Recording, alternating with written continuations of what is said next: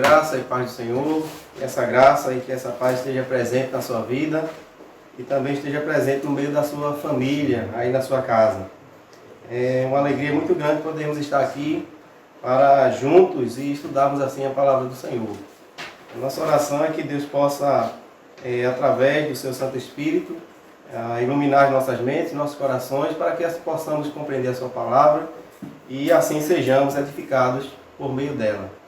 Hoje nós estaremos chegando ao final da nossa exposição dos cânticos de romagem, que foi do Salmo 120, que vai até o Salmo 134, que será o Salmo pelo qual nós iremos refletir hoje, nesse momento, nessa hora. Então você abra aí a sua Bíblia no Salmo de número 134 e nós iremos refletir assim de forma simples e também de forma rápida nesse Salmo de número 134, o último dos cânticos de romagem. Então, abra aí a sua Bíblia no Salmo de número 134. Faremos um estudo, não propriamente uma pregação. O estudo da palavra hoje é um culto de doutrina, uma reunião de doutrina. Então, o Salmo de número 134 diz o seguinte: Bendizei ao Senhor, vós todos servos do Senhor, que assistis na casa do Senhor nas horas da noite. Erguei as mãos para o santuário e bendizei ao Senhor. De Sião te abençoe o Senhor, Criador do céu e da terra. Vamos orar, meus irmãos, mais uma vez, agradecendo por esse momento tão precioso em nossas vidas. Oremos, irmãos. Ó Senhor Deus bendito, maravilhoso, nós louvamos o Teu nome, porque temos a certeza de que as Tuas misericórdias se renovaram sobre nós nesse dia. As Tuas misericórdias, elas são a causa de nós não sermos consumidos. Elas se renovam a cada manhã. É por isso, Senhor, que nós não cansamos nem um dia de agradecermos por elas. Porque reconhecemos que o fato de estarmos aqui em pé é porque as Tuas misericórdias têm se renovado sobre nós. Nós louvamos o Teu nome pelo Teu sustento, e o Senhor também tem concedido a cada um de nós dia após dia. Te louvamos, ó Deus, pela Tua graça e pela Tua bondade, e acima de tudo, Te agradecemos pela bendita salvação que nos foi alcançada através dos méritos do Teu Filho amado Jesus Cristo na cruz do Calvário. Ó Deus, é por causa dessa obra que nós estamos aqui para Te louvar, para Te engrandecer e também para Te exaltar. Queremos ao Senhor Te agradecer pela Tua palavra, que foi lida nessa hora. E agora pedimos a Ti a iluminação do Teu Santo Espírito, para que possamos, ó Deus, assim compreender a Tua palavra. E assim sejamos também edificados por meio dela. Abençoa cada um dos Teus servos, ó Deus, que estão ligados nessa hora. Que estão, ó Deus, sentados ou em pé, onde quer que seja. Mas que estejam ligados, que estejam assim dispostos a ouvir a Tua palavra, a meditar na Tua palavra. Que o Senhor os ajude, que o Senhor os abençoe. E a oração que fazemos, ó Deus, nesse momento, é que as palavras dos meus lábios e o meditar do meu coração sejam agradáveis diante da Tua santa presença, ó Senhor, rocha minha e Redentor meu. Em nome de Jesus nós oramos a Ti, com o perdão dos nossos pecados. Amém.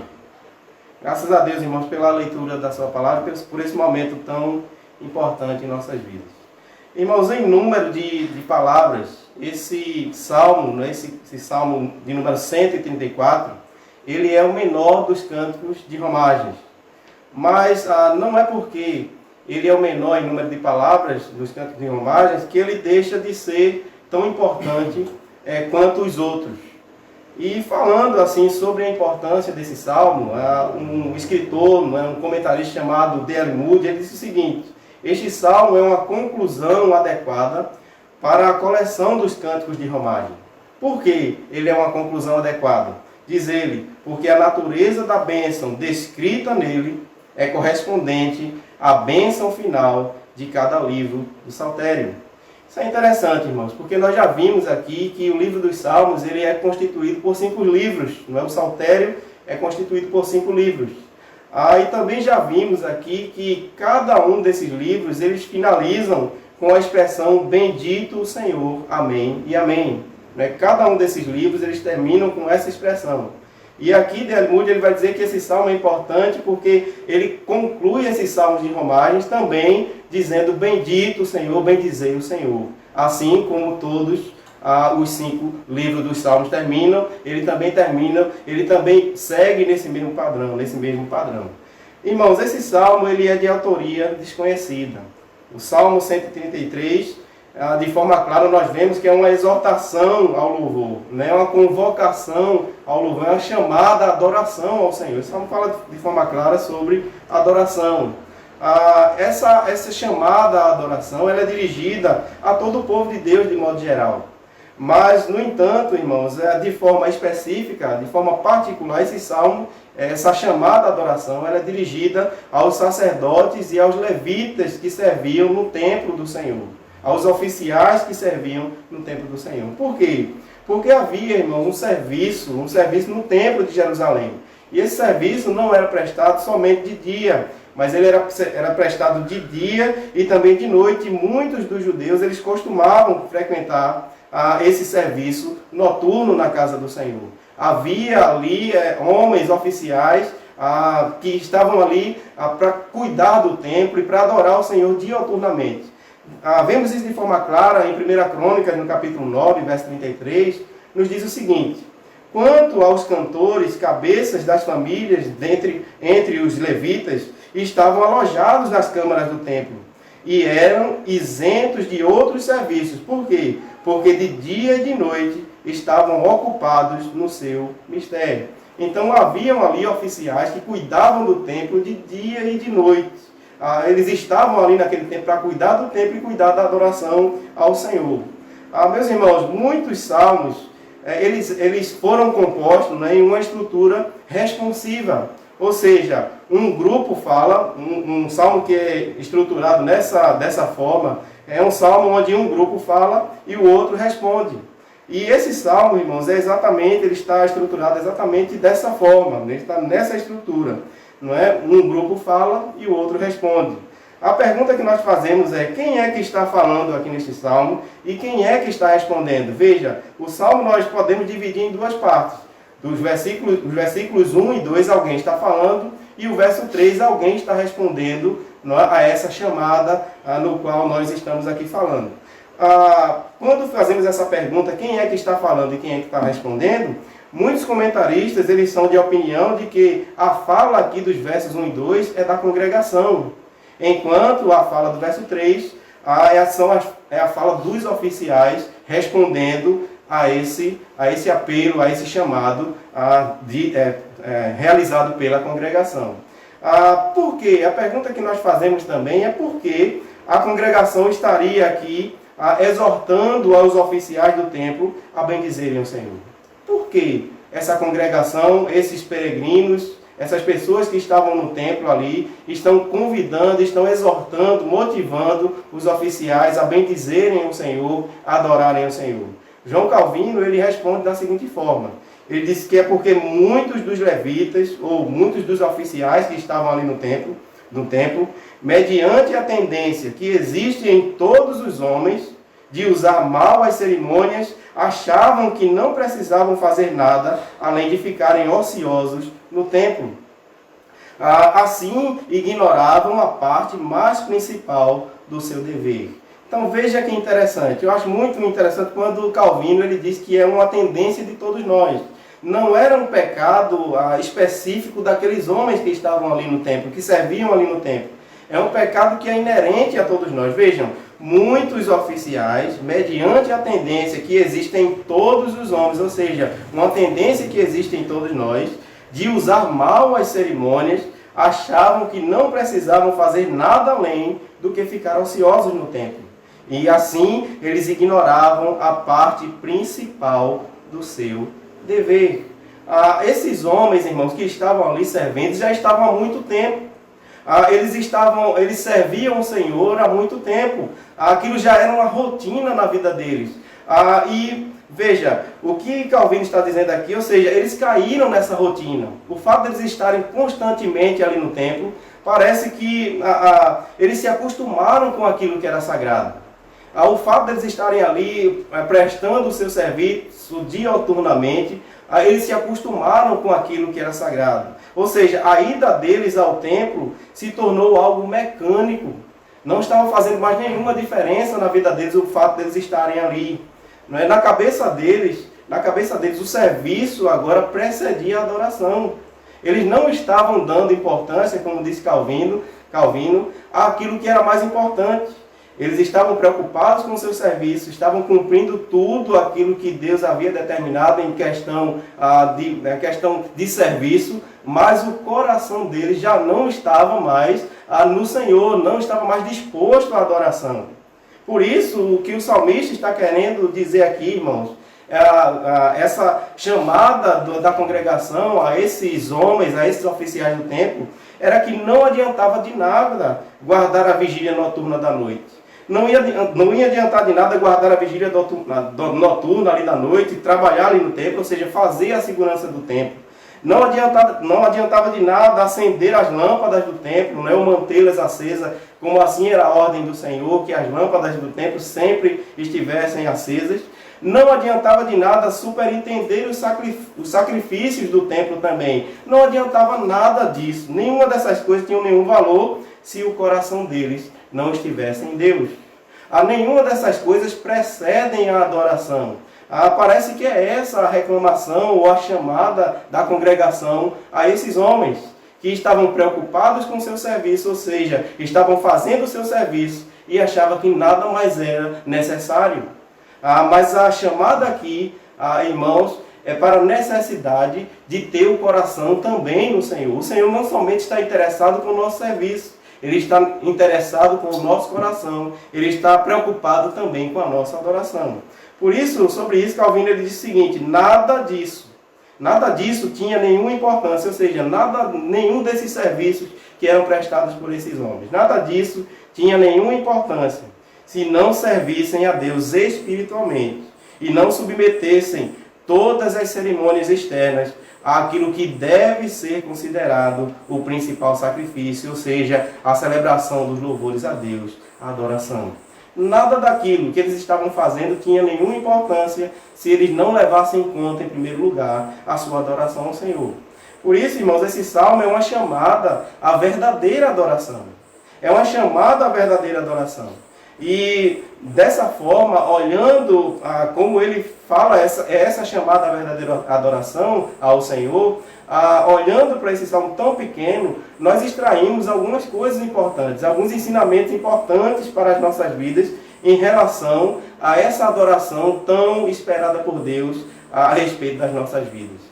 E a primeira coisa, irmãos, que nós extraímos desse salmo, a primeira verdade que nós extraímos desse salmo em relação a esse assunto, em relação à adoração ao Senhor, é que a adoração a Deus, ela é um imperativo. Perceba os versos 1 e 2, a repetição aqui de palavras. Uma repetição de um verbo que está, de fato, no imperativo. O salmista vai dizer: bendizei ao Senhor, bendizei ao Senhor. É um verbo que está na forma imperativa, ou seja, a adoração a Deus ela não é algo opcional. A adoração a Deus não é algo facultativo, que nós devemos ou não fazer, que nós podemos ou não fazer. Aqueles que fazem parte do povo de Deus, eles devem adorar ao Senhor. Por isso o salmista diz: bendizei ao Senhor, bendizei ao Senhor. Quando nós abrimos os nossos catecismos, por exemplo, a primeira pergunta é: qual é o fim supremo e principal do homem? A resposta é: o fim supremo e principal do homem é glorificar a Deus e alegrar-se nele para sempre. Foi para isso que nós fomos criados. É o nosso dever. Aqueles que são chamados pelo Senhor, eles devem adorar a Ele. Por isso o salmista ele usa essa chamada no modo imperativo. Bendizei ao Senhor, bendizei ao Senhor. Há um escritor chamado Bob Kauflin, no seu livro Verdadeiros Adoradores, ele diz algo muito interessante a respeito desse assunto que nós estamos falando. Ele disse o seguinte: adorar a Deus deve ser o objetivo supremo de nossa vida. Nenhuma alegria deve ser comparada ao privilégio de sermos contados entre os adoradores de Deus. Como cristãos, estamos caminhando rumo à eternidade, onde nossa principal atribuição será louvar o Cordeiro. Então perceba, adorar a Deus deve ser o objetivo supremo da nossa vida, é um dever. Mas ao mesmo tempo, irmãos, que é um dever, ele coloca que nenhuma alegria deve ser acompanhada ao privilégio. Ao mesmo tempo que a adoração é um dever ao povo de Deus, a cada um de nós, é um privilégio também estar diante do Senhor e adorar o seu nome. Ser resgatado pela sua graça é um privilégio, poder ter a possibilidade de estar diante da presença de Deus para adorar o seu santo nome. Sobre isso, o apóstolo Paulo, em Romanos capítulo 11, ele diz o seguinte, no 11 capítulo, verso 36, ele diz: porque dele, e por meio dele, e para ele, são todas as coisas. A ele, pois, a glória eternamente. Amém. Então perceba, porque dele, por meio dele, para ele, são todas as coisas. A ele glória eternamente. Amém. O apóstolo Paulo, ainda falando sobre isso, agora dessa forma, dessa feita aos Coríntios, no capítulo 10, ele diz o seguinte: portanto, quer comais, quer bebais, ou façais outra coisa qualquer, fazei tudo para a glória de Deus. A nossa vida, irmãos, nós temos o dever de glorificar a Deus, de adorar a Deus. A nossa vida deve ser uma vida de adoração ao Senhor. E era uma coisa que esses homens que estavam ali no templo não estavam fazendo, esqueceram-se de fazer. A rotina atrapalhou de cumprir essa ordem do Senhor, isso que o Senhor requeria na vida deles. Nós fomos criados para adorar ao Senhor, bendizer ao Senhor. Por isso o salmista repete aqui 2 vezes dizendo: bendizei ao Senhor, bendizei ao Senhor. Mas, irmãos, nós encontramos ainda outra verdade a respeito da adoração, além dessa de que a adoração é um imperativo. Nós encontramos também a verdade a respeito da adoração nesse salmo. A segunda verdade é que a adoração a Deus exige entrega total do nosso ser. Então perceba, não somente é um imperativo, não somente é um dever, mas a adoração, ela requer e exige entrega total do nosso ser. Perceba, nós vamos ver aqui a expressão: erguei as mãos para o santuário e bendizei ao Senhor. Quando o salmista, irmãos, está dizendo erguei as mãos ao santuário, ele não está falando aqui de algo mecânico ou de algo metódico. Não é só isso, não é isso que Deus requer de nós. A adoração não está restrita somente a essa questão de erguer as mãos. Aqui o salmista está falando de inteireza do ser. O salmista está falando da questão do fato de que todo o nosso ser deve estar envolvido e empenhado no momento de adoração. No momento em que estamos na casa do Senhor, no momento em que estamos diante do Senhor, no momento em que estamos participando do culto do Senhor, todo o nosso ser deve estar envolvido nessa adoração. Muitas vezes nosso corpo está no templo, mas a nossa mente está em outro lugar. E o que o salmista está dizendo aqui é que todo o nosso ser deve estar empenhado na adoração. O Salmo 103, por exemplo, 103, verso 1, vai dizer: bendize, ó minha alma, ao Senhor, e tudo o que há em mim, bendiga ao seu santo nome. Essa é uma verdade também expressa aqui nesse texto, nesse pequeno salmo, nesse último salmo dos cânticos de romagem. Mas existe também, irmãos, uma outra verdade a respeito da adoração aqui nesse salmo, além dessas que nós já citamos. A terceira verdade que enxergamos aqui nesse salmo é que a adoração a Deus, ela não pode ser desprendida ou desprovida de entendimento.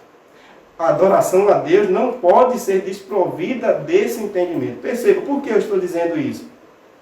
Porque em apenas 3 versos tão pequenos, nós encontramos nesse salmo, por 5 vezes, o salmista usando o nome do Senhor, Yahvé, o Deus da aliança. Perceba, ele diz: bendizei ao Senhor, vós todos servos do Senhor, que assistis na casa do Senhor. Erguei as mãos para o santuário e bendizei o Senhor. De Sião te abençoe o Senhor. Perceba, em apenas poucos versos, o salmista usa 5 vezes o nome do Senhor. A pergunta é: por quê? O que o salmista está querendo mostrar aqui com isso? Quando ele repete várias vezes, falando sobre a necessidade de adoração, falando sobre adoração, por que ele repete várias vezes o nome do Senhor? A resposta, irmãos, é muito clara. Quando ele fala isso, ele está dizendo que Deus deve ser o centro da nossa adoração. Deus deve ser o centro do nosso culto. É isso que o salmista está querendo mostrar aqui. No momento de adoração, Deus é o centro. Deus deve ser o centro. A pergunta é por que Deus deve ser o centro da nossa adoração? Por que Deus deve ser o centro do nosso culto? Claro, irmãos, ao lermos as Escrituras, vamos perceber as razões de forma muito clara. Porque foi Ele, irmãos, quem salvou o seu povo. Não foi outra pessoa, não foi o seu próprio povo que se salvou. Foi Deus quem salvou o seu povo. E foi o próprio Deus quem deu lugar de adoração ao povo de Israel. Foi o próprio Deus que estabeleceu esse lugar. Foi o próprio Deus que deu vitória ao seu povo e estabeleceu esse lugar de adoração ao seu nome. Foi Ele quem guardou os peregrinos. Foi Ele quem conduziu esses peregrinos até esse lugar de adoração. Perceba que nos salmos em que nós lemos e expomos, estudamos durante esse tempo, nós vimos várias orações pedindo ao Senhor proteção enquanto eles estavam se dirigindo ao templo. Então, aqui o povo já está no templo. Eles não estão mais peregrinando. Esse salmo mostra que o povo de Deus já está no templo. Então, foi Deus quem os conduziu. Foi Deus quem os guardou. Por isso, irmãos, Deus deve ser adorado. Por isso, Ele deve ser o centro do nosso culto. Porque foi Ele quem nos salvou. É Ele quem nos guarda. É Ele quem nos mantém. Falando sobre essa questão, John Pine, no seu livro No Esplendor da Santidade, ele disse o seguinte, falando sobre a centralidade de Deus no culto.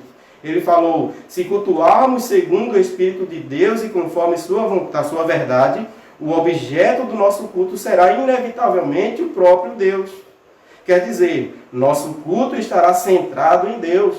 Portanto, fazer de alguma outra coisa e não de Deus o centro do nosso culto é, em suma, idolatria. Perceba, Deus deve estar no centro do nosso culto. Se Deus não está no centro do culto, então certamente outra coisa estará. E se essa outra coisa está no centro do culto, então isso é idolatria. É quebra do mandamento. Deus deve ser o centro do nosso culto. Por isso o salmista diz, portanto, bendizei ao Senhor, vós todos servos do Senhor, que assistis na casa do Senhor, nas horas da noite. Erguei as mãos para o santuário e bendizei ao Senhor. De Sião te abençoe o Senhor, Criador do céu e da terra. Então perceba, Deus deve ser o centro da adoração. Quantas vezes aqui? 5 vezes. O salmista repete o nome do Senhor, Yahvé, o Deus da aliança. Mas em quarto, irmãos, e último lugar, enxergamos também uma outra verdade a respeito da adoração nesse pequeno salmo, nesse último salmo dos cantos de romagem. E a quarta verdade que enxergamos aqui, irmãos, é que a adoração a Deus é uma via de mão dupla. Perceba, a adoração a Deus, ela é uma via de mão dupla. Ou seja, o culto, irmãos, ele é dialogal. O culto é dialogal, é um diálogo santo entre Deus e a sua igreja. Não é um monólogo onde somente Deus fala. O culto não é um monólogo onde somente a congregação fala. Existe uma interação, no momento de adoração, existe uma interação entre Deus e a congregação, entre a congregação e Deus. Existe o momento da congregação falar e existe o momento de Deus falar à sua congregação. Perceba que uma das características dos salmos é justamente esse diálogo, como nós já falamos, entre os sacerdotes e a congregação. E como falamos também, é exatamente isso que está acontecendo aqui nesse salmo. Para reforçar essa questão, irmãos, de que quem fala no primeiro momento é a congregação, o D.L. Moody ele disse o seguinte: reconhece-se de modo geral que o chamado se dirigia aos ministros regulares do culto. Contudo, a voz do chamado é diversamente atribuída ao sumo sacerdote, ou ao coro de levitas, ou aos peregrinos reunidos. Ele diz: a última explicação dá mais lugar à inclusão do salmo na coleção, uma vez que os peregrinos participavam ativamente. Veja, para ele essa voz, a primeira aqui do salmo, nesses 2 versículos, é a voz dos peregrinos. é a voz da congregação. E ele diz, os ministrantes do templo são convocados a que se levantem ou que levantem suas mãos em atitude de oração e bênção. Seja, irmãos, a voz do verso 1 e 2 é a voz dos peregrinos, é a voz da congregação. E eles estão conclamando os ministros do templo à adoração. Enquanto que a voz que está sendo expressa aqui no verso 3 é a voz dos sacerdotes, a que estão respondendo e que estão despedindo esses peregrinos com a bênção araônica. Aqui, irmãos, nós encontramos de forma clara uma parte da bênção araônica que está lá em Números 6, que o Senhor te abençoe e te guarde, que o Senhor sobre ti levante o rosto e que o Senhor te dê a paz. Aqui a bênção sacerdotal está sendo ministrada sobre os peregrinos, sobre a congregação. Irmãos, perceba que enquanto nós bendizemos o Senhor de cá, Ele nos abençoa de lá. O culto é uma via de mão dupla. Nós glorificamos a Deus de cá, nós adoramos a Deus de cá e Deus nos abençoa de lá. Veja, o salmista diz, de Sião o Senhor te abençoe, ou seja, do lugar que Deus escolheu para se revelar a Israel. O salmista diz que Ele abençoe desde esse monte, que Ele te abençoe, que Ele abençoe o seu povo desde esse monte. Ele diz aqui, Criador dos céus e da terra.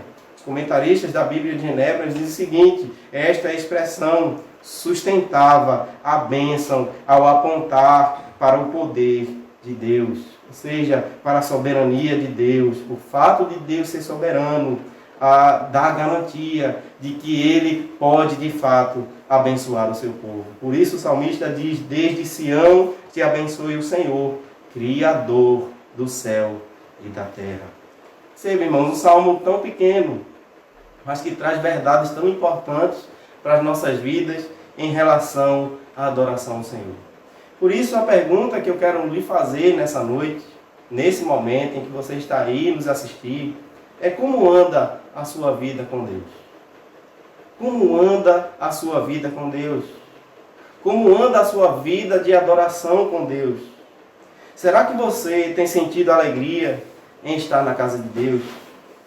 Ou será que a sua ida não tem mais nenhum sentido? Ou será que a sua ida se tornou mecânica, assim como aqueles homens que serviam no templo? Será que tudo o que fazemos na igreja continua sendo prazeroso? Ou será que para você as orações têm sido as mesmas? A palavra não tem mais nenhum interesse, não tem mais nenhum sentido? Nada tem mais nenhum valor na igreja? Como anda a sua vida com Deus, a sua vida de adoração com Deus? Irmãos, Deus, Ele não quer somente o nosso serviço. Esse foi um erro cometido por aqueles homens que estavam ali no templo. Pelo fato deles terem muito tempo ali servindo o Senhor, eles perderam esse senso de adoração ao Senhor. Eles começaram a achar que o fato deles servirem braçalmente ali, Deus já estava satisfeito com isso, já bastava. Mas Deus, irmãos, Ele não quer somente o nosso serviço. Deus, Ele quer o nosso coração. O Pai procura a verdadeiros adoradores, que o adorem em espírito e em verdade. Irmãos, nós não devemos adorar a Deus simplesmente pelas bênçãos materiais que Ele pode nos dar nessa vida. Devemos adorá-lo, irmãos, pela maior bênção que Ele já nos concedeu. Qual foi a maior bênção que Deus nos concedeu? Perceba que o Salmo ele termina com a expressão de desejo dos sacerdotes para com o povo do Senhor, para com o povo de Deus.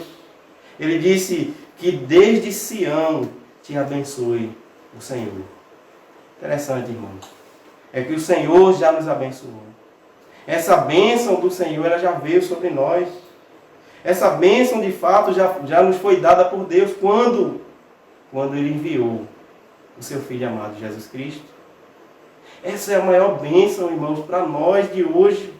Essa foi a maior bênção também para o povo do passado, porque tanto nós como eles somos salvos e fomos salvos através da obra redentora do Filho amado de Deus.